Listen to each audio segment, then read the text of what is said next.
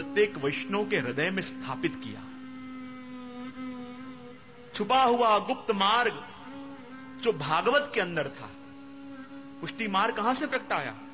भागवत, ब्रह्मसूत्र, भगवत गीता और वेद, ये चार जिसको प्रस्थान चतुष्ट कहते हैं, इन चारों के अंदर वो पुष्टि मार्ग छुपा हुआ था, अप्रगट था। और चारों का मंथन करके श्री महाप्रभु जी ने पुष्टि मार्ग को प्रगटाया। पर देवी जीवों को चुन चुन के उनके हृदय में इस मार्ग को स्थापित करना था।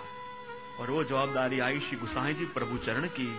और श्री गोसाई जी प्रभु चरण ने उस पुष्टि मार्ग को देवी जीवों के हृदय में स्थापित कैसे किया? भक्ति पक्ष सुदृढ़ की धो, भक्ति पक्ष उनका दृढ़ किया। कैसे?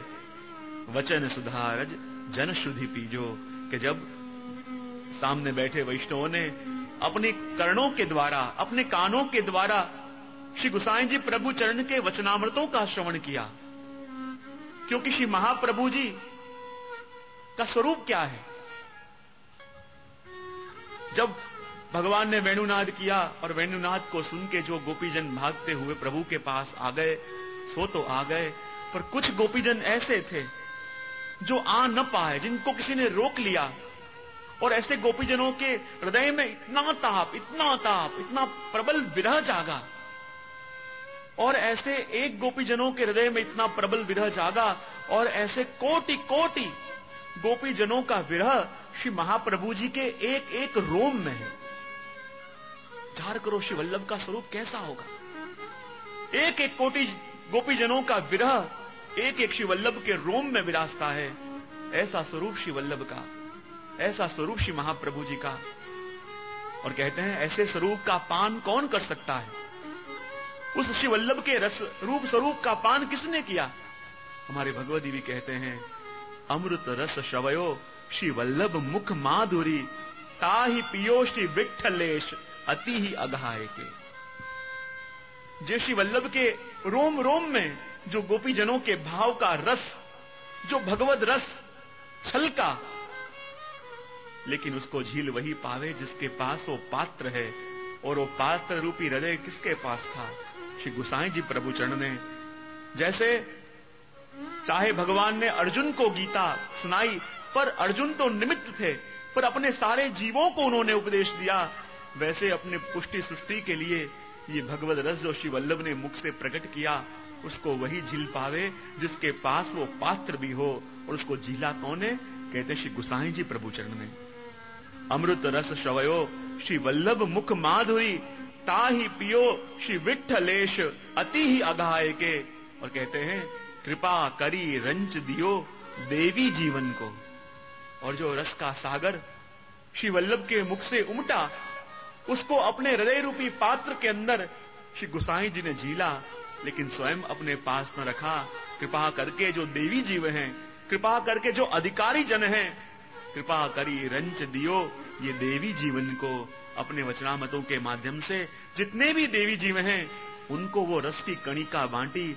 और अब भगवत जी कह रहे हैं, कृपा करी रंच दियो देवी जीवन को, करो हो अनुपान अब प्रपंच ते बचाए के।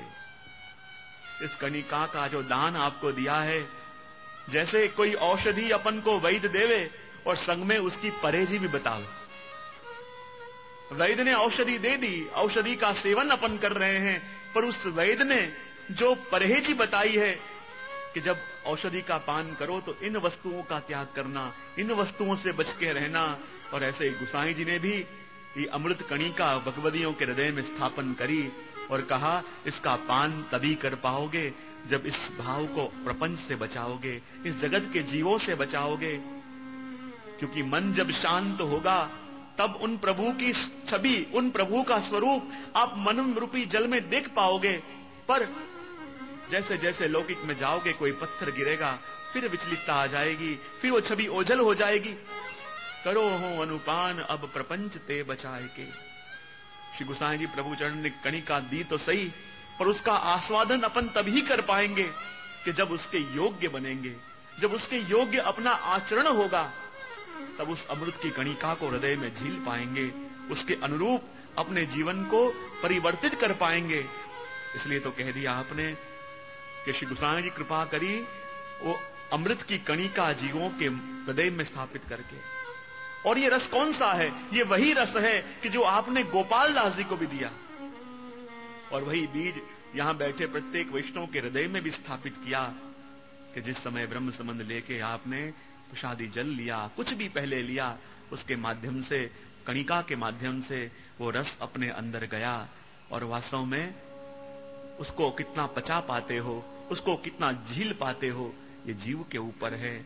और जिस जीव के अंदर ये बीज गोसाई जी ने बोया, और बो के आप दृष्टि हटाते नहीं, दृष्टि जीव पे रखते हैं, इसकी कितनी परिपक्वता हो गई।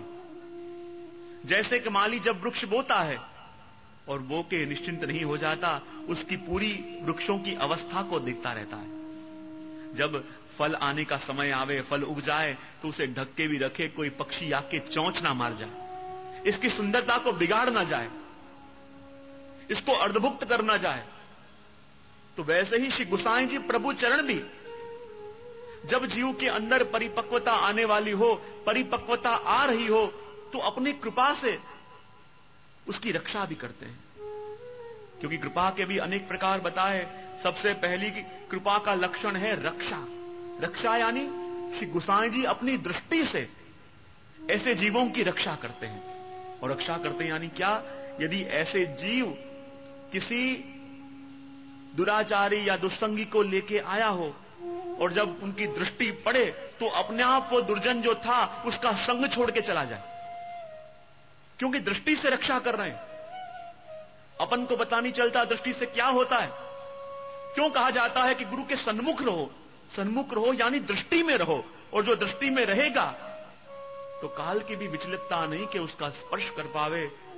क्योंकि भागवत के अंदर भी जब तक्षक के आने का समय हो गया और सुखदेव जी खड़े हो गए, खड़े होके जाने लगे, परीक्षित ने आपके चरण पकड़ लिए कि हे गुरुदेव, अब तो तक्षक के आने का समय हो गया, आके मुझे दंश दे देगा, मुझे मार देगा, और मेरी तो ऐसी इच्छा है कि मेरे गुरु के मुख को देखते देखते मैं प्राण त्यागूं, और ऐसी अवस्था में आप मुझे छोड़ के जा रहे हो। तब सुखदेव जी ने कहा, परीक्षित, मुझे जाना ही पड़ेगा, क्योंकि ये प्रभु की लीला है, और प्रभु की लीला को होने देना पड़ेगा, क्योंकि मैं यहां नहीं बैठ सकता। क्यों नहीं बैठ सकते? मेरी तो इच्छा है कि आपको देखते देखते मैं प्राण त्यागूं, आपको देखते देखते, आपका नाम लेते लेते, इन दृष्टि से आपके स्वरूप का पान करते करते मैं अपने देह को छोड़ूं, और आप मुझे छोड़ के जा रहे हो। तब सुखदेव जी ने कहा, परीक्षित, मैं तेरा गुरु हूं और तू मेरा शिष्य है।